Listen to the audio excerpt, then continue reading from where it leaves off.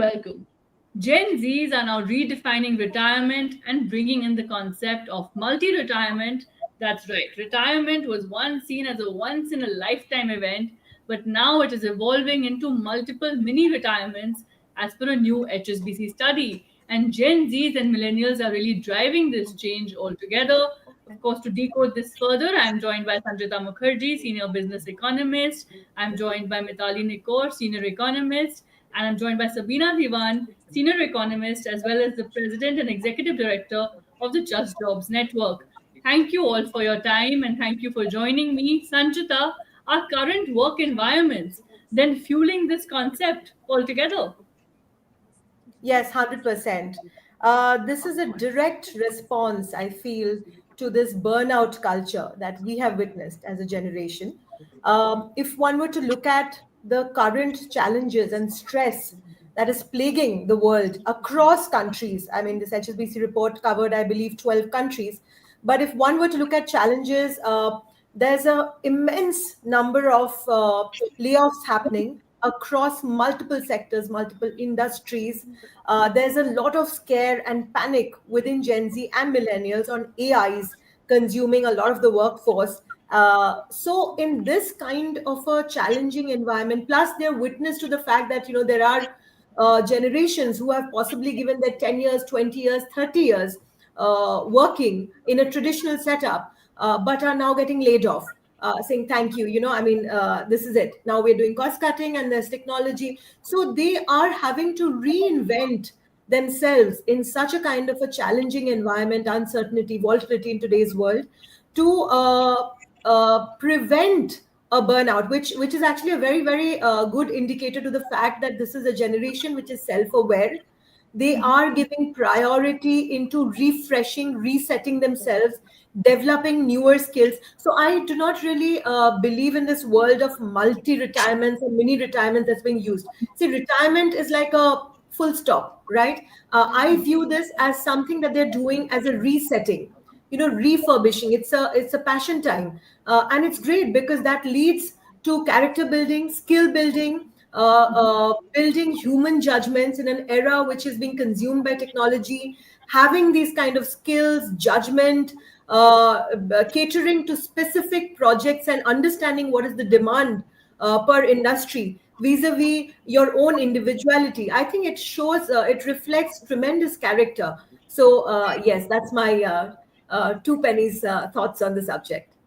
Right, your initial thoughts on this. And of course, for the benefit of our viewers, I'd like to say that look, this quality of life, this HSBC quality of life, this study in their snapshot report for 2025 was surveyed over 10,000 affluent adults across 12 global markets, they say, were part of this study. And therefore, these highlights are coming in from there. They say that the youth actually want to spend more time with family. 32% of the youth want to spend more time with their family as per this study. It is then followed by pursuing personal passions altogether. That's 28% there.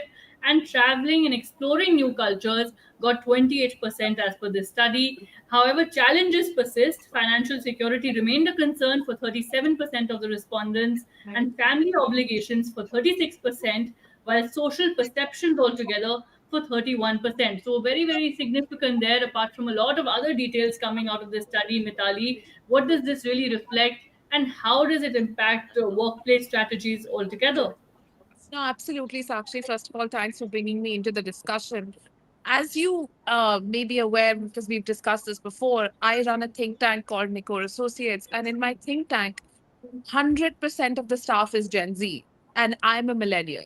So at the end of the day, when we are dealing with our strategies, when we're dealing with our workplace, flexibility is the number one ask that we get from the people who choose to work with us, because at the end of the day, they realize that we're working in a public policy think tank which is completely independent. We know we're not going to get the best salary, but we're here because we're motivated to make a change. But at the same time, we have to create a conducive work environment for Gen Zs to feel like they are making an impact. And that's one of the biggest things that they ask for, that, at the end of the day, we want to do a job or a task where we are visible, where we make an impact. Now, on this point of taking breaks or retirements, I think the workplace itself has changed so much. Today, I have a set of skills. 10 years later, I have to completely reskill. And that has happened in my career. I may have started off, working a lot on, say, infrastructure development. Today, I'm doing macroeconomics, gender mainstreaming. I've had to upskill myself through my career as a millennial. I'm saying the same thing to my team, that it's not enough for you to have one specialization. You have to constantly look at new areas. You have to constantly look at new sectors. For this, you need time. You have to take time out of the active workforce to go and reskill. So you have to hit a pause button and a reset button, say every 5 to 7 years, to get jobs again for the next 5 to 7 years in an environment where AI and other technologies are driving the demand for knowledge workers. And remember that we are talking here about affluent Indians or of affluent people from all over the world, and also knowledge workers who really need more of this, sort of upskilling. The other point is also about the tenure of how much time you spend in the workforce. At one point, one was spending, say, between the ages of 22 to 50, 55, and then up to 60 in the workforce. Now, with retirement ages being increased all over the world, there is an expectation that you might even be working till you're 75. But you can't possibly do that if you don't take time out in between. So this concept of micro retirement, or this concept of multiple retirements, then comes from there, where you say, you know what, I'm taking a break for 2 years, I'm going to upscale myself, and I'm going to come back and have a complete career shift, which is again something that, say, in the Gen X or previous generations was not actually happening. That's right, Mitali. Very interesting that you mentioned that there, because the study also reveals that look, 85% of Indian respondents believe that mini retirements improve the quality of their life, and nearly half intend to take at least one break during their lifetime, as you were explaining. For many, the preferred age to take the first pause is 44 years, which is actually slightly earlier than the global average of 47. Now, the study also says that of course, when it comes to financial planning, Indians really are standing out as the most confident market globally, with 84% saying they're prepared for mini retirements altogether. So, Sabina, Dewan, your first thoughts on these highlights coming in from the report, and of course, how does this redefine hiring practices altogether for organizations? Yeah. Thank you so much for having me, Sakshi. And I fully endorse everything that Sanchita and Mitali have just said. I think just starting with a step back and recognizing that this study really focuses on affluent Indians, right? An affluent demographic, affluent Gen Zs. And if we look at it specifically in India, a majority of our Gen Zs don't actually fall into this category, right? If we just even look at some of our statistics of young people today, 1 out of every 2 youth between the ages of 15 to 29, the average monthly per capita consumption is less than 3,000 rupees, right? 2,981 to be precise. So, the reality is that most of our Gen Zs and millennials and younger working age population is really struggling to find jobs or find good quality jobs and to make ends meet, right? And this study does not speak to the majority of the people Exactly. that characterize our workforce. So that's my first point. The second point, though, Sakshi, is that when we look at what we call regular jobs, right? So whether they're affluent or not, let's say just regular jobs, 52% have no social security. That means they have no retirement or any other form of social security, not even one, right? Not even one social security benefit.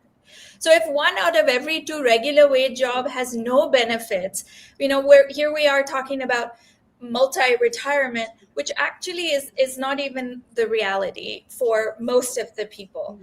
Finally, if we're talking about now Gen Zs that are in these kinds of affluent positions socioeconomically and are in regular jobs, I think the question that we have to ask ourselves is, what kind of jobs are they doing, right? Are they soulless, purposeless jobs at a time when our economies are shifting because of climate change and the COVID pandemic and technological advancements. There's so much uncertainty, there's so much disruption, and the squeeze on jobs, there's such a big jobs deficit. The quality of jobs that exists is diminishing, right? We think gig work is a great job. That's deeply problematic. So in this context, are we asking young people to do jobs that are soulless, purposeless jobs? And are they dehumanizing under the guise of efficiency and productivity, right? And so it's not surprising then, as Sanchita and Mitali have said, that these young people then take breaks or are either forced to take breaks or voluntarily are, have to get out and then come and go from the labor force. But the last thing, I'll just leave you with a word of caution on this report. Whether this is a lasting trend is not something we can say right now. It might still be the COVID hangover. It might be this moment in time where there is all these labor market disruptions, right? It's too early to tell whether this is a trend or whether this will be a lasting trend. Right. You're saying it's too early to tell if this will be a lasting trend, but the study, of course, is highlighting what Gen Zs and millennials are seeking altogether. And Sanchita, lastly, is it really time to then refresh work cultures altogether? And what really can employers do to redefine, cultures and work practices altogether? 100%.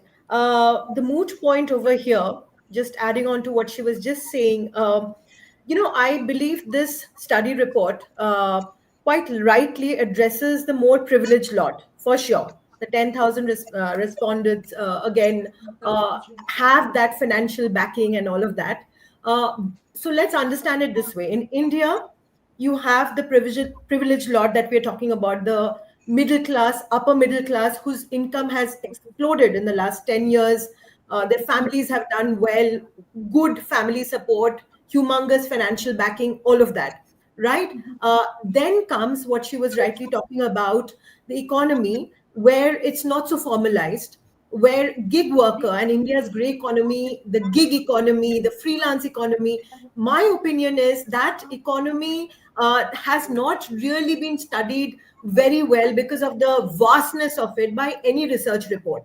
And that traditionally in India has always existed with the name of Jugaad economy, right? So today we talk with fancy terms like multi-retirement, mini retirements, sabbaticals, but come to think of it, the Jugaad economy and the number of youth in their 20s, 30s who come out undergrads from traditional universities, they are not absorbed in the formal work environment because there is a huge staring gap in our economy. We don't have a dearth of jobs.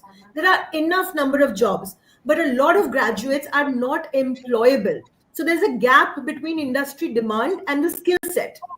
And the Jugaad economy has always been trying to address this by trying to get project-based skill sets to match the demand in the economy. I can talk about financial services. I belong to that industry. Humongous number of jobs are there, but the skill set is lacking, due to which a huge number of jobs actually go void.